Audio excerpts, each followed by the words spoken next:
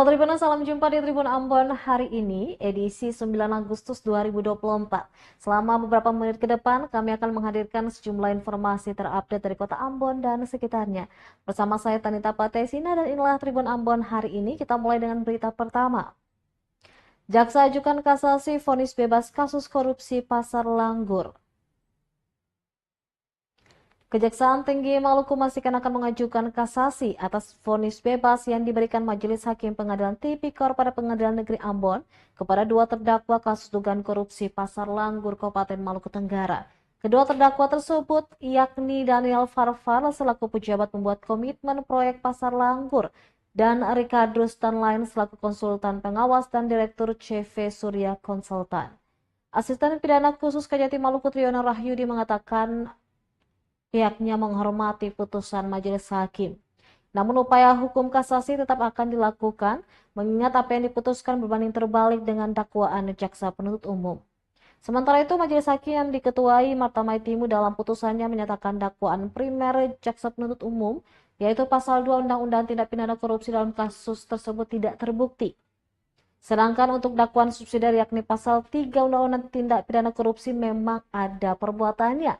Namun perbuatan tersebut bukan merupakan tindak pidana sehingga majelis hakim memutuskan perkara dugaan korupsi Pasar Langgur tahun anggaran 2015 hingga 2018 ini dinyatakan Onslaught van Rafelvolging.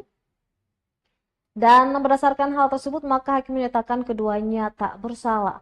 Selain itu, majelis hakim memerintahkan para terdakwa dibebaskan dari tahanan serta merehabilitasi nama dan memulihkan hak-hak para terdakwa, termasuk memulihkan harkat dan martabat para terdakwa. Diketahui vonis ini berbanding terbalik dengan apa yang dituntutkan jaksa penuntut umum. Sebelumnya jaksa menuntut terdakwa Daniel Farfar dengan hukuman penjara selama 3 tahun dan terdakwa Ricardo Stanlain selama 2 tahun penjara. Dikembalikan kepada jaksa penuntut umum untuk dipergunakan dalam perkara Tony Benas. Sedangkan surat bukti yang diajukan oleh terdakwa penasihat hukumnya dalam perkara sendiri tetap berlaku dalam berkas perkara. Menimbang bahwa karena perbuatan terdakwa merupakan tindak pidana maka mengenai pengadilan majelis hakim tidak perlu mempertimbangkan lagi. Menimbang bahwa karena terdakwa dibebaskan dari segala tuntutan hukum maka majelis tidak perlu mempertimbangkan hal-hal yang memberatkan dan meringankan. Menimbang bahwa terhadap surat bukti dan barang bukti yang telah disita dan diajukan penuntut umum di depan persidangan, yaitu surat bukti dan barang bukti nomor 1 sampai dengan nomor 1 dan 3, maka sesuai dengan ketentuan pasal 6, 46 maupun nomor 8 tahun 1991 tentang kitab undang-undang hukum acara pidana barang bukti dan surat bukti tersebut dikembalikan kepada penuntut umum untuk dipergunakan dalam perkara terdakwa. Pasal 1 ayat 2 KUH pidana terdakwa harus dilepaskan dari segala tuntutan hukum. Menimbang bahwa dalam perkara ini penuntut umum mengajukan barang bukti dan penuntut yang majelis hakim, barang bukti yang diajukan oleh penuntut umum tersebut masih dibuktikan oleh jaksa penuntut umum dalam perkara yang lain, maka seluruh barang bukti tersebut dikembalikan kepada jaksa penuntut umum untuk dipergunakan dalam perkara Tony Benas. Sedangkan surat bukti yang diajukan oleh terdakwa penasihat hukumnya dalam perkara sendiri tetap berlaku dalam berkas. Divonis bebas PPK dan kontraktor Pasar Langgur memeluk pengacara dan keluarga. Dua terdakwa kasus dugaan korupsi Pasar Langgur Kabupaten Maluku Tenggara dinyatakan bebas oleh Majelis Hakim Pengadilan Tipikor pada Pengadilan Negeri Ambon. Keduanya yakni Daniel Farfar selaku pejabat pembuat komitmen proyek Pasar Langgur dan Ricardo Stanlain selaku konsultan pengawas dan direktur CV Surya Konsultan. Usai mendengar vonis hakim, Ricardo Stanlain nampak terharu dan tak tahan mengeluarkan air mata. Kedua terdakwa langsung berjabat tangan dengan majelis hakim usai sidang di Pengadilan Tindak Pidana Korupsi Pengadilan Negeri Kelas 2A Ambon Kamis 8 Agustus 2024 itu. Keduanya juga bersalaman dan berpelukan dengan pengacara, keluarga, serta kolega yang ikut menyaksikan jalannya persidangan. Kuasa hukum kedua terdakwa yaitu Farel Saetapi dan Herman Kudubun mengungkapkan rasa syukurnya atas vonis majelis hakim tersebut. Saetapi mengatakan berdasarkan fakta persidangan keduanya memang tidak terbukti atas apa yang didakwakan jaksa penuntut umum. Sebelumnya dalam putusan majelis hakim yang dipimpin Marta Maitimu menyatakan dakwaan primer jaksa penuntut umum yaitu pasal 2 Undang-Undang Tindak Pidana Korupsi dalam kasus tersebut tidak terbukti. Sementara untuk dakwaan subsidiar pasal 3 Undang-Undang Tindak Pidana Korupsi memang ada perbuatannya. Namun perbuatan tersebut bukan merupakan tindak pidana. Sehingga majelis hakim memutuskan perkara dugaan pasar langgur tersebut dinyatakan onslaught van Revervolging. Berdasarkan hal tersebut, maka hakim menyatakan keduanya tak bersalah. Selain itu, majelis hakim memerintahkan para terdakwa dibebaskan dan memulihkan hak-hak para terdakwa termasuk memulihkan hakikat dan martabat para terdakwa.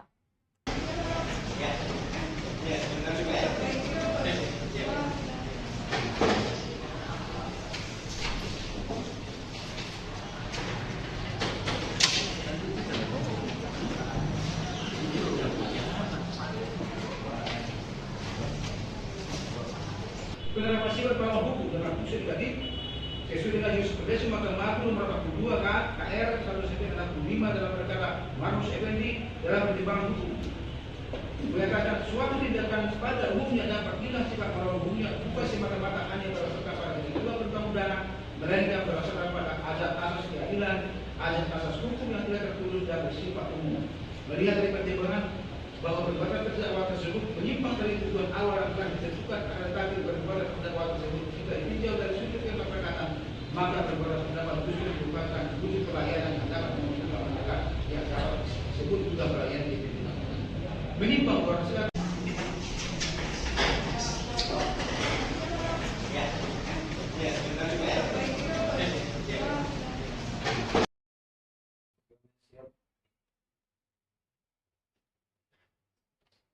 Kita beralih ke berita selanjutnya, dicegat karena tak punya tiket. Anggota PMII malah merusak fasilitas umum di Pelabuhan Ambon. Puluhan kader pergerakan mahasiswa Islam Indonesia PMII diduga merusak sejumlah fasilitas ruang tunggu Pelabuhan Yosudarso Ambon, Kamis 8 Agustus 2024 dini hari. Aksi itu terekam dan videonya beredar di sejumlah grup WhatsApp. Terlihat dalam video para mahasiswa itu melempari kaca-kaca dan membanting bangku yang berada tepat di depan ruang tunggu penumpang. Sementara petugas keamanan berusaha melerai namun tak berhasil mencegat aksi pengerusakan itu. Berdasarkan informasi yang dihimpun tribunbon.com, diduga kericuan bermula saat puluhan anggota PMI itu memaksa naik ke KM Dobon Solo tanpa tiket. Mereka pun dicegat petugas keamanan hingga terjadi perdebatan yang berujung pengerusakan. Kasihumas Polresta Pulau Ambon dan Pulau Lease Ibda Janat lukai saat dikonfirmasi tribunbon.com membenarkan kejadian tersebut. Ia mengatakan peristiwa itu terjadi sekitar pukul 4:45 waktu Indonesia Timur. Dirinya pun memastikan belum ada pelaku yang ditahan dari kejadian tersebut. Terpisah dari itu, Eksekutif Direktur 4 Pelindo Regional 4 Abdul Aziz mengatakan bahwa usai kejadian tersebut, pihaknya langsung berkoordinasi dengan pihak Pelindo Regional 4 Ambon untuk memastikan operasional di Terminal Penumpang Pelabuhan Yosudarso Ambon tetap berjalan normal seperti biasa. Dia menambahkan pada prinsipnya Pelindo selalu berupaya memberikan rasa nyaman, tertib dan aman kepada para penumpang yang akan menggunakan seluruh fasilitas yang ada di Pelabuhan Ambon. Pelindo sebagai pengelola terminal penumpang Pelabuhan Ambon juga memastikan semua fasilitas yang ada dapat digunakan dengan baik oleh para penumpang kapal. Sementara itu, General Manager Pelindo Regional 4 Muhammad Akira Fauzi menuturkan bahwa usai kejadian tersebut, pihaknya langsung bergegas melakukan pembersihan di terminal penumpang Pelabuhan Yosudarso Ambon. Pihaknya juga memastikan keamanan dan kenyamanan para penumpang yang akan menggunakan fasilitas di terminal penumpang tersebut.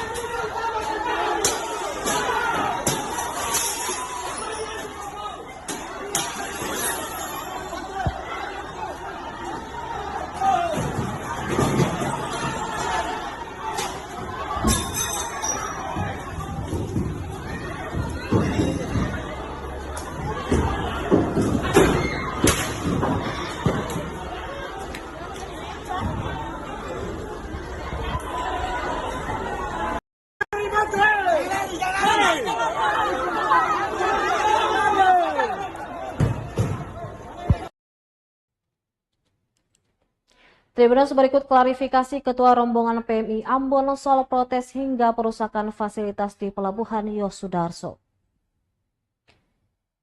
Ketua Rombongan Kongres PMI Cabang Ambon, Syahril Musli, mengklarifikasi terkait aksi protes hingga pengerusakan fasilitas umum di Pelabuhan Yosudarso Ambon oleh peserta rombongannya pada Kamis 8 Agustus 2024 dini hari. Dikatakan aksi itu terjadi lantaran Pelni tidak mengindahkan upaya negosiasi mereka terkait tarif tiket, di mana ada sekitar 100 lebih anggota PMI dari kota Ambon yang akan berangkat ke Jakarta untuk mengikuti musyawarah pimpinan nasional. Total tarif tiket yang dikenakan untuk mereka yakni Rp28,7 juta, sementara PMI hanya mampu membayar Rp6 juta dengan jaminan KTP, untuk sisanya nanti dilunasi setelah kegiatan. Menurut Syahril, negosiasi serupa juga pernah dilakukan pada tahun 2023 lalu dan berhasil. Namun herannya kali ini Pelni tidak mengindahkan negosiasi itu meski telah diusahakan sedemikian rupa. Selanjutnya negosiasi terus dilakukan hingga akhirnya kapal meninggalkan pelabuhan. Saat itu mereka langsung demo dengan gerakan yang cukup anarkis. Diberitakan puluhan kader pergerakan mahasiswa Islam Indonesia PMI diduga merusak sejumlah fasilitas ruang tunggu di Pelabuhan Yosudarso Ambon. Aksi itu terekam dan videonya beredar di sejumlah grup WhatsApp. Terlihat dalam video para mahasiswa itu melempari kaca-kaca dan membanting bangku yang berada tepat di depan ruang tunggu penumpang. Sementara petugas keamanan berusaha melerai namun tak berhasil mencegah aksi pengerusakan itu.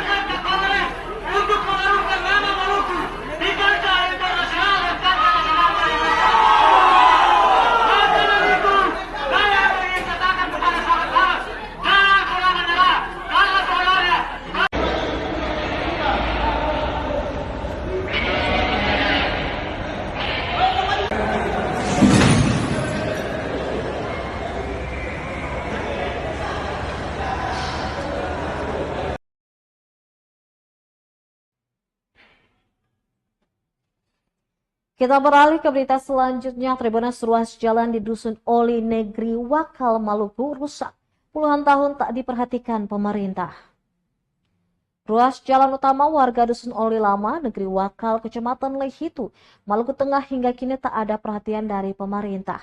Padahal ruas utama di kawasan tersebut rusak parah dan sangat menghambat kelancaran transportasi warga setempat. Bahkan jalan tersebut telah rusak selama berpuluh tahun dan urung diperbaiki pemerintah.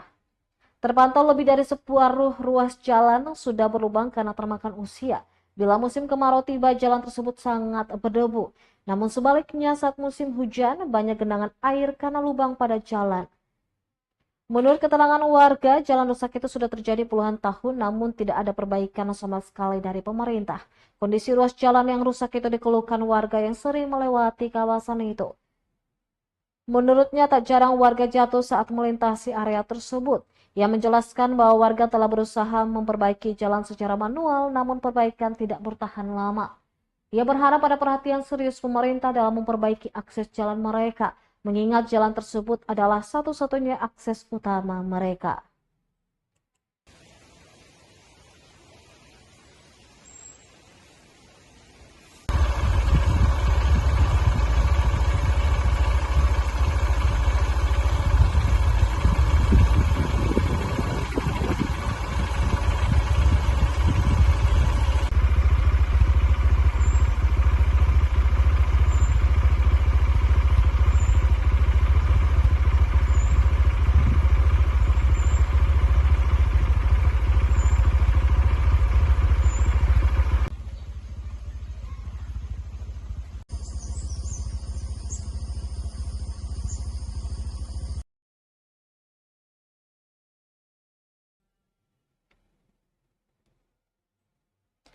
Selanjutnya, Tribunnews Polres Tual gelar rakur lintas sektoral persiapan pengamanan Pilkada serentak tahun 2024. Rapat koordinasi lintas sektoral dan geladi Posko atau TFG Polres Tual dalam rangka persiapan Pilkada serentak 2024 digelar di Aula Jana Nuraga Polres setempat. Rakor yang digelar Polres ini dihadiri oleh berbagai pihak yakni KPU dan Bawaslu Kota Tual, Dandim 1503 Maluku Tenggara, pemerintah Kota Tual, Dinas Kesehatan, Satpol PP, dan berbagai stakeholder teknis. Dalam arahannya, Kapolres Tual AKBP Adriantuk menekankan pentingnya rakor untuk menghadapi situasi Pilkada 2024 di Kota Tual. Menurutnya, pengamanan Pilkada adalah tanggung jawab bersama dan tidak mungkin berjalan aman tanpa partisipasi semua pihak termasuk masyarakat. Karena itu dirinya meminta bantuan dari KPU, Bawaslu, juga masyarakat Kota Tual untuk menciptakan situasi yang kondusif. Sementara itu, Kepala Inspektorat Kota Tual, Asri Umaga, mengatakan akan segera menindaklanjuti saran dan juga masukan pasca rakor digelar. Kalau Korden sebelum ini dilaksanakan di lapangan. Pilkada secara serentak. Sebelumnya, pemilu dan pilkada pernah dilaksanakan di tahun yang sama. Pemilu telah digelar pada bulan Februari 2024 untuk memilih presiden dan wakil presiden, anggota DPR RI, DPD RI. Harga ikan di Maluku Tenggara mulai murah, hanya Rp20.000 per ekor. Harga ikan di Pasar Langgur Kabupaten Maluku Tenggara dijual murah 4 hari belakangan ini. Di antaranya jenis komu, momar, dan juga lema. Pantauan tribunambon.com Kamis 8 Agustus 2024 untuk ikan komu dibanderol Rp300.000 per ember, sementara per tumpuk isi 8 ekor dijual dengan Rp20.000. Artinya dengan 2.000-an saja sudah bisa mendapat 1 ekor ikan. Ikan jenis alosi dijual Rp300.000 per ember untuk pertumpuk isi 5 ekor. Untuk pertumpuk isi 5 ekor sedang dihargai Rp20.000. Sedangkan untuk ikan jenis momar per ember dijual Rp550.000 per tumpuk. Maksud kami momar per ember dijual Rp550.000, sedangkan untuk harga per tumpuknya yang berisi 6 ekor sedang dihargai Rp20.000. Sulaiha, salah satu pedagang ikan di Pasar Langgur, mengatakan meski angin kencang, harga ikan masih murah. Menurut ia, jika saja bulan terang, pasti berimbas ke melonjaknya harga ikan yang dijual pemasok dari Ohoi atau Desa Selaya dan juga Satean. Namun dirinya berharap harga ikan jangan terlampau murah karena kebutuhan sembako juga semakin melonjak akhir-akhir ini.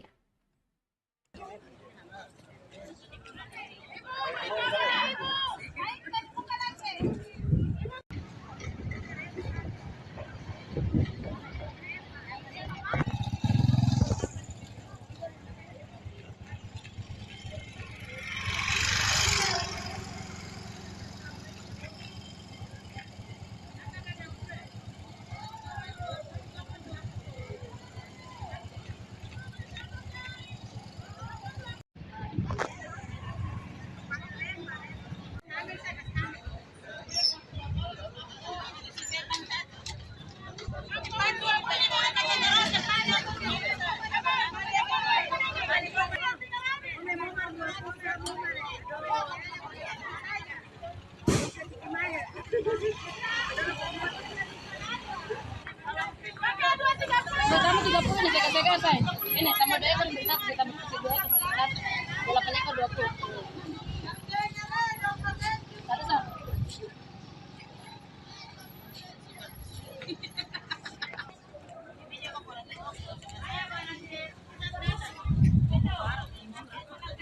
Ada mana sekarang?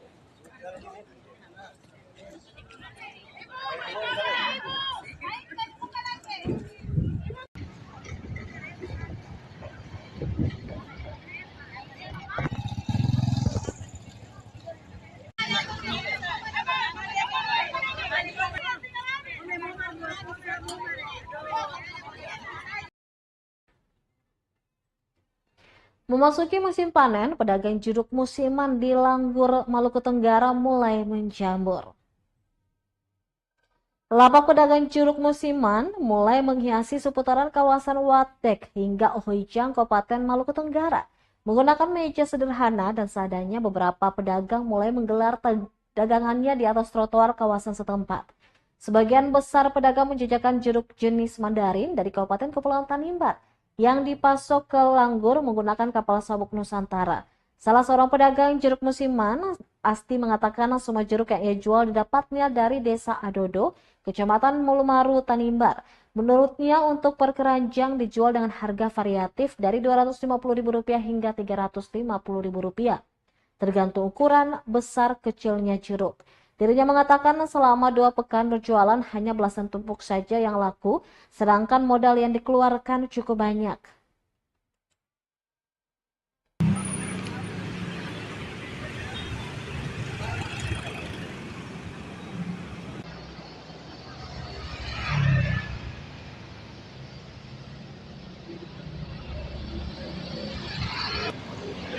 Baru satu ininya berapa? Satu keranjangnya berapa? Satu keranjang kita beli 350. 350. Mungkinnya sedikit saja.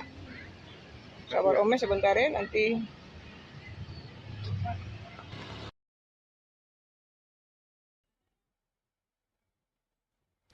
Berita terakhir dari Kabupaten Maluku Tengah, sebanyak 43 anggota Paskibra Maluku Tengah terus berlatih.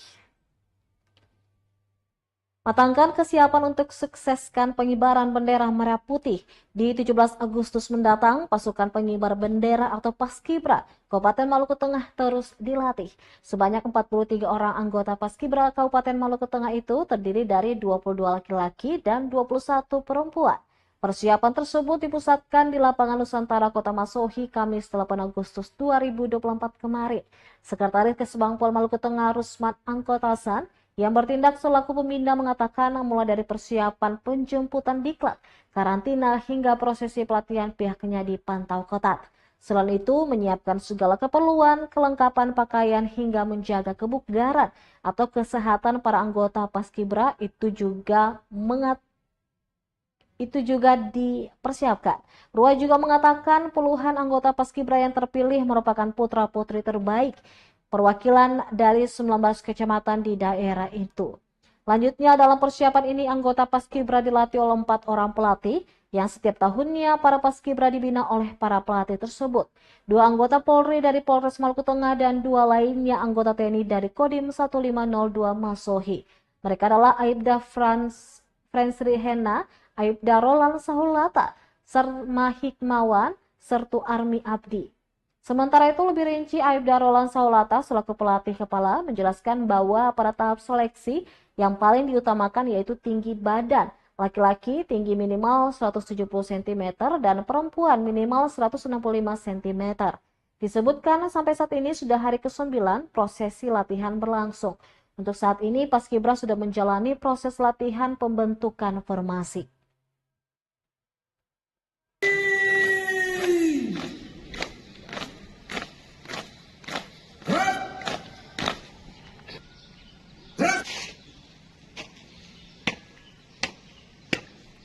Tegak. Buka. Barisan. Jalan.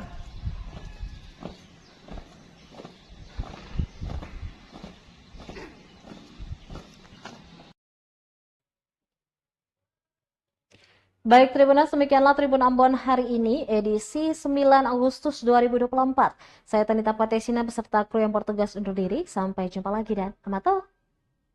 Download Tribun X sekarang, menghadirkan lokal